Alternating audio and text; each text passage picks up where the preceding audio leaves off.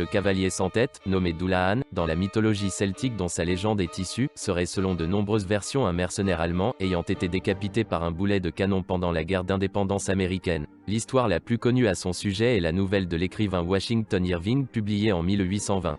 Elle parle du professeur Ishabo Crane qui croisera la route de ce terrible spectre dans le petit village de Sleepy Hollow un soir d'Halloween et qui y laissera sûrement sa tête dans cette effrayante rencontre. Cependant, l'origine de ce personnage est selon la légende celtique l'incarnation d'un dieu celte nommé Crandubeu, dieu de la fertilité qui exigeait des sacrifices humains en son honneur et dont les sacrifiés étaient décapités. Le Dullahan est souvent représenté comme un cavalier décapité, monté sur un grand étalon noir aux yeux étincelants, soit rouge, soit de feu. Le cavalier sans tête est armé d'un grand fouet fait de vertèbres humaines, d'une grande hache ou d'une épée et il se sert de son chef sanglant comme d'une lanterne pour voir dans le noir. Et l'on dit qu'il parcourt la campagne au triple galop, fait le tour des villages et s'arrête devant la maison de ceux qui vont bientôt mourir. Ce qui fait que si par malheur on croiserait sa route signifie que notre mort serait certaine, excepté si on a de l'or sur soi.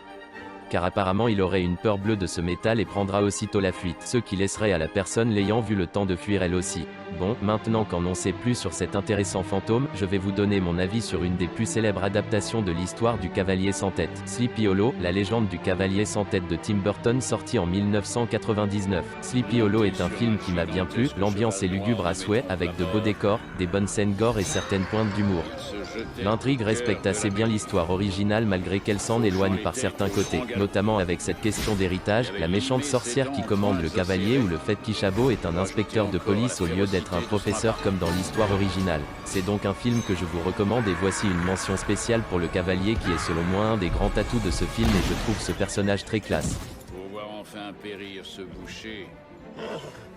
Hormis le film de Burton, notre cher Dullahan apparaît dans d'autres innombrables œuvres cinématographiques, comme Scooby-Doo et les Boo Brothers, Shrek le troisième, Le Crapaud et le maître d'école de Disney et même dans la série québécoise Fais-moi peur. Voilà, cette vidéo touche à sa fin, j'espère que vous en savez un peu plus sur cette légende cultissime et que ça vous a plu. N'oubliez pas de vous abonner et je vous dis à bientôt pour des prochaines vidéos.